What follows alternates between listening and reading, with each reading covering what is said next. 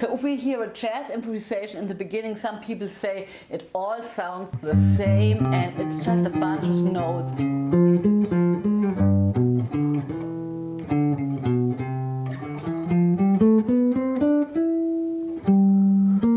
And it sounds sort of chaotic in their minds and ears, but there's like a logic behind the line.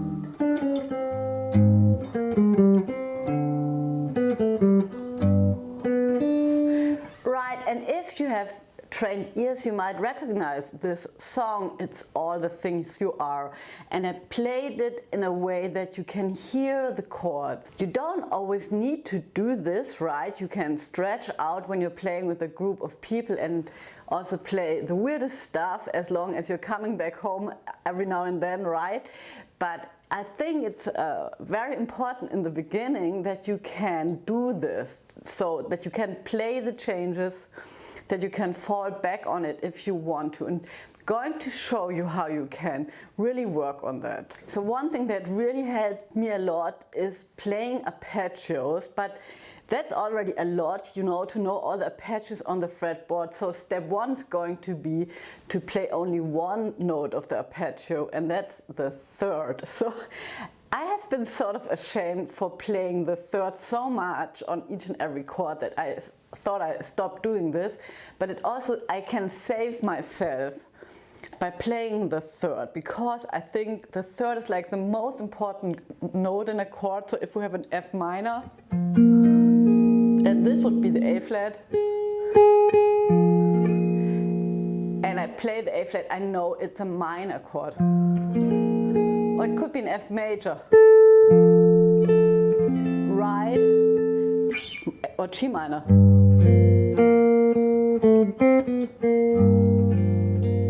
Or G major.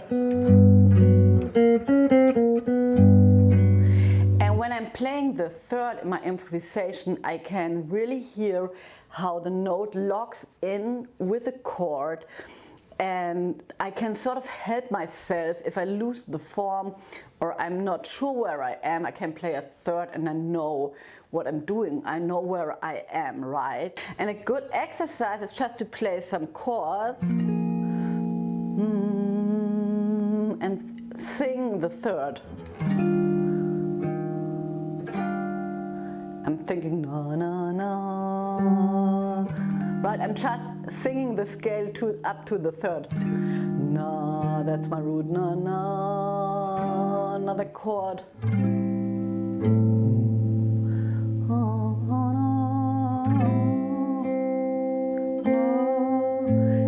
Right, and then I can find the third in the chord voicing and see if I can, you know, if I can sing it right, if I did it right. And yes, so it's a lot about hearing and understanding what notes want to do. And so I'm going to record a very basic C7 blues now, and then I'm just going to play the 3 on each chord, play a little bit around it as well, but just so that you can hear how very clear a 3 is in an improvisation.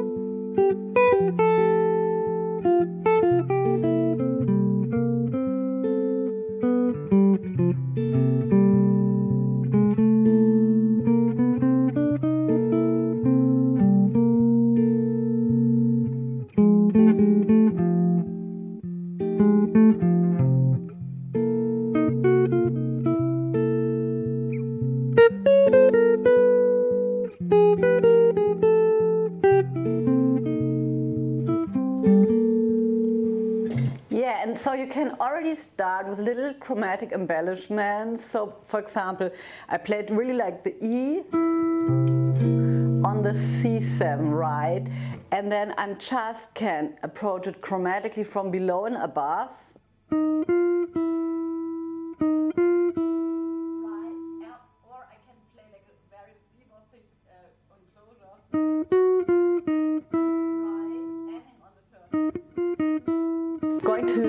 recorded jazz blues now that had a lot of more changes. Still going to try to play the 3 on each chord, but then also like a little bit having fun with chromatics, right? I can also, if I have an E, double chromatic from below, double chromatic from above, or 3 chromatic notes,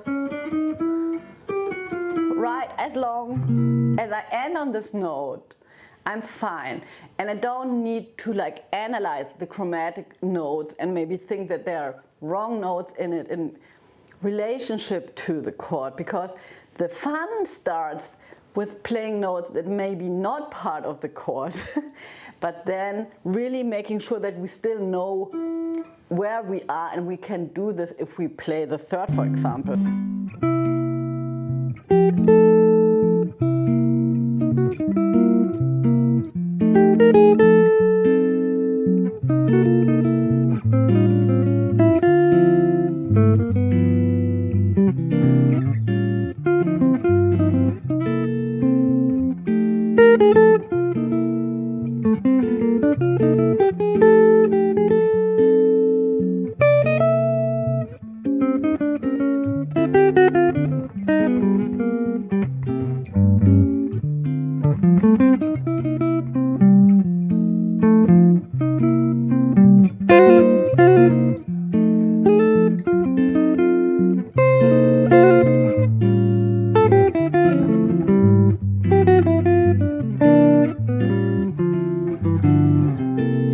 Yeah, so, and I couldn't resist. The fun really starts, for example, on a blues, when you mix playing the changes and just a little blues scale in between, right?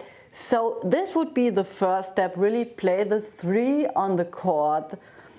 Depending on how hard that is, you can also write it down, take your time, but I think it will help you tremendously hearing the chords. So the next step is playing the arpeggios, right? So if we have a C7 chord, let's say this one, we have the C, the B flat, the E and the G, right? And the arpeggio has the C, the E, the B flat and the G. So it's 1, 3, 5, 7. It's like the skeleton of a chord. We can play it.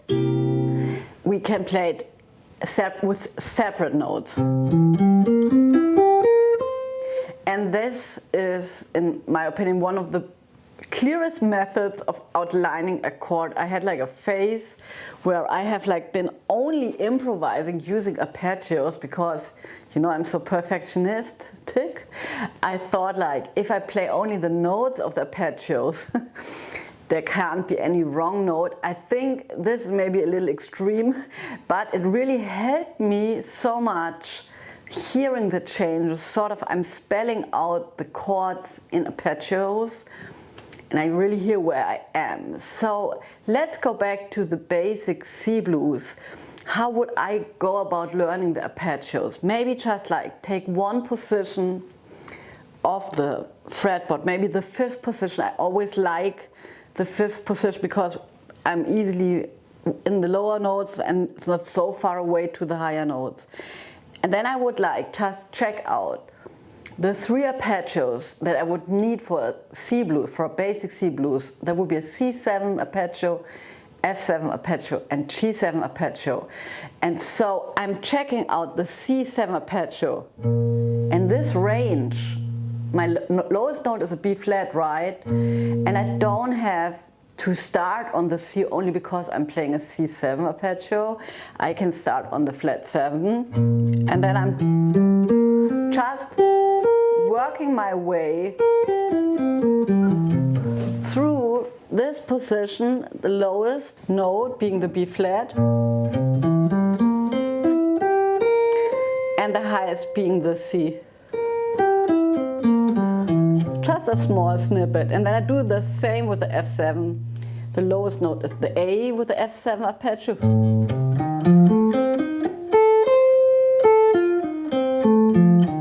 And then with the G7, the lowest note is the B.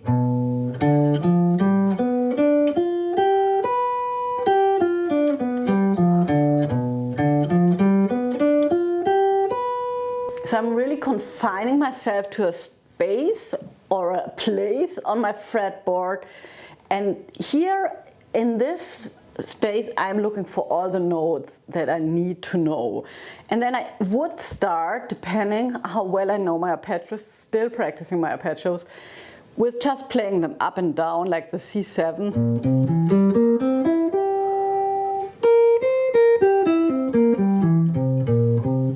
I will repeat them forever, right? Depending on the song, how complex it is.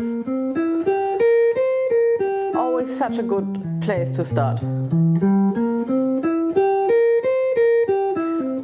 And then I would maybe say the name of the notes: B flat, C, E, G, B flat, C.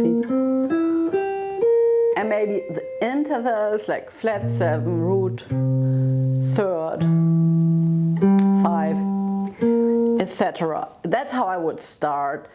And then I would just like try to improvise with those 3 arpeggios over a blues, but really only using the notes of the arpeggio, playing very little. It's the C7, F7.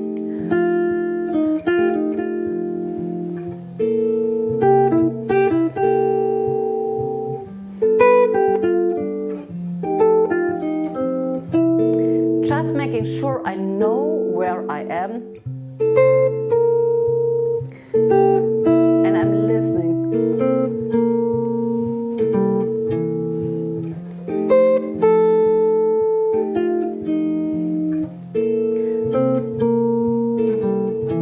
So I'm having this idea of descending lines. So I got this idea, I'm going to follow it, just playing descending lines.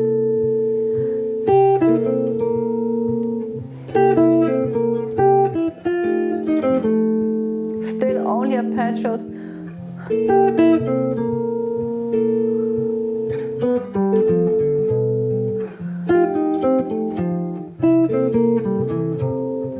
Right, and so I could go on like this forever. I can always discover new stuff, and it really always depends on how deep you can really listen. Really try to listen to your own playing. I know it sounds obvious, but sometimes we don't do it, and you can check yourself if you're listening to your own playing when you tell yourself to repeat stuff, right? So just play something and repeat it. Then you know if you listen to yourself, right? So this would be like really start slow. Play the notes of the arpeggios. You don't need to say the names. You don't need to know the intervals. You did that work before, right? So let go of it. Now you're just concentrating on playing the right arpeggio on the right chord. And the next step would be like to play consecutive 8 notes. This is a very good exercise that goes into the direction of hearing when notes want to lead. Might not be so musical, but super helpful, super helpful. So let's start. I'm going to start playing consecutive 8 notes, but for a change I'm going to go back to the jazz blues.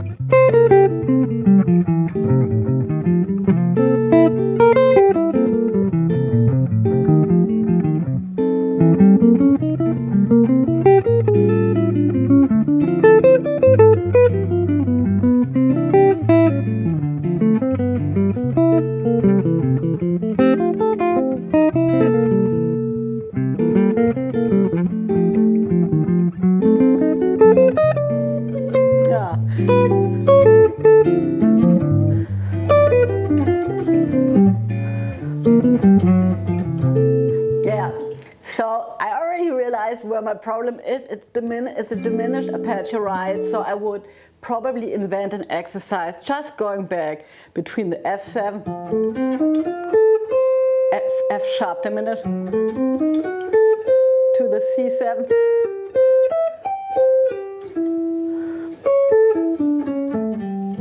Right, and so that's basically, you know, like if you want to, like a warm-up routine for every song that you practice, if you can do that, you will probably be very well set up for playing a solo. And the last sort of level of this arpeggio segment is to what's really fun is to record your own 8-note line on the looper and then play the chord. So let's see how that goes. I'm going to play a little slower.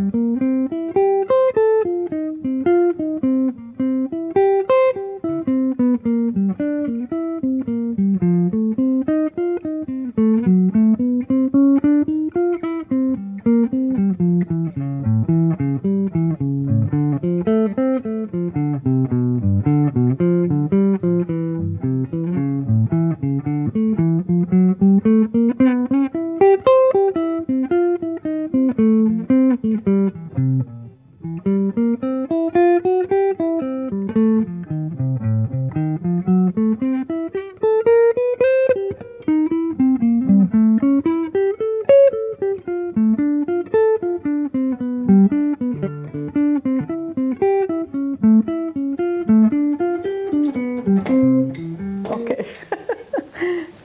Okay, let's do it.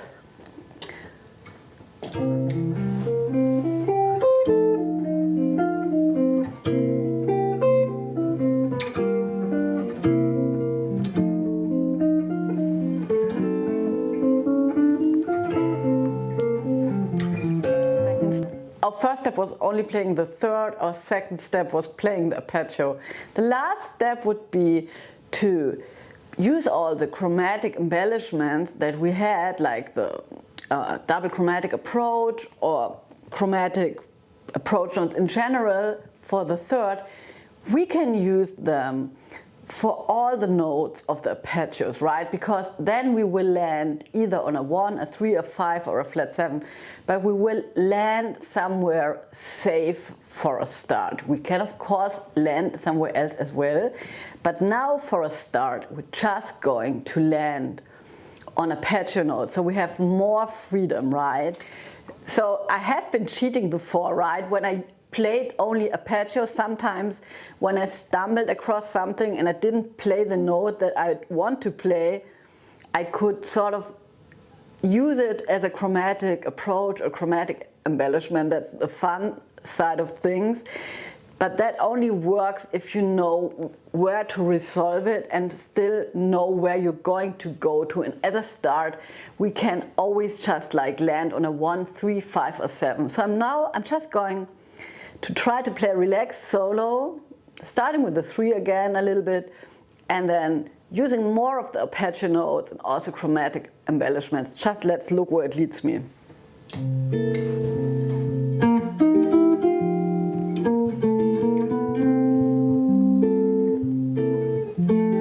3.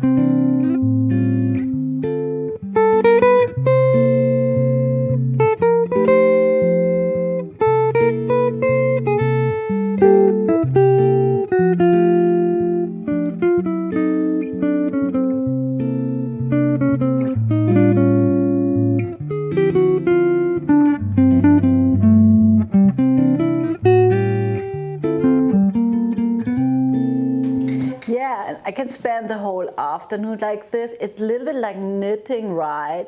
One note leads to the next, and we can't always control everything we're playing, but we can try to make sense of what comes out and just like listen to what we play and then find a way how we can resolve it or make something cool from it. So I hope this was helpful, and I'll see you next week.